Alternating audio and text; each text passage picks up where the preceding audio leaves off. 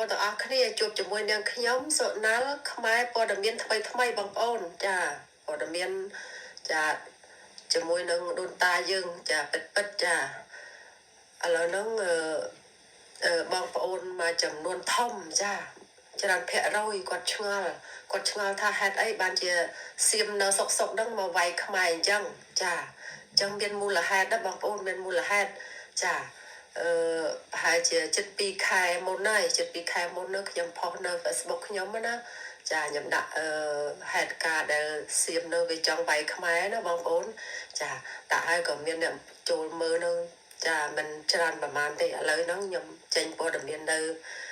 YouTube នេះកន្លែងនេះចាព័ត៌មានថ្មីសំខាន់បងប្អូនចាតាមដែលខ្ញុំដឹងណាចាហេតុការណ៍ដែលខ្ញុំដឹង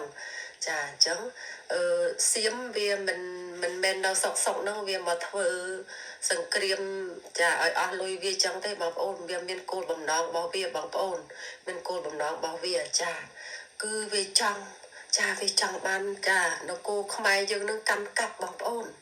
ចង់បាននគរខ្មែរយើងកាន់កាប់បងប្អូនចឹងខ្ញុំនិយាយ7-2 ខែមុននោះរួចទៅហើយចាចឹងបងប្អូនភាគច្រើនគាត់អត់ដឹងទេចាគាត់អត់យល់ចាថាសៀមនឹងវាវាយដើម្បីស្អប់ថ្នាក់ដឹកនាំកម្ពុជាអីហ្នឹង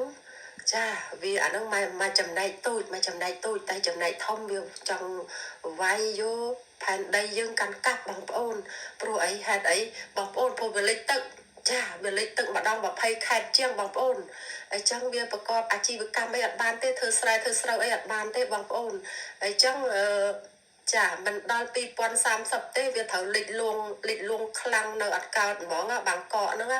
ចាខេតទាំងប្រមាណហ្នឹងវាត្រូវលិចបងប្អូនអញ្ចឹងវាបខំវាយខ្មែរយើងបងប្អូនវាបខំវាយខ្មែរយើង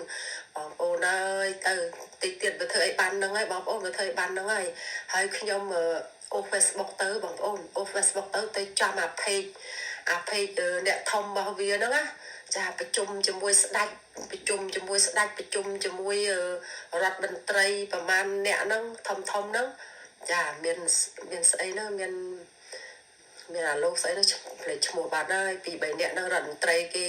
មានអាស្អីអាផាក់ខ្លាំងផាក់អីនៅក្នុងហ្នឹងដែរបងប្អូនចារដ្ឋមន្ត្រីថ្មីលើកើហ្នឹងនៅហ្នឹងដែរចាដែល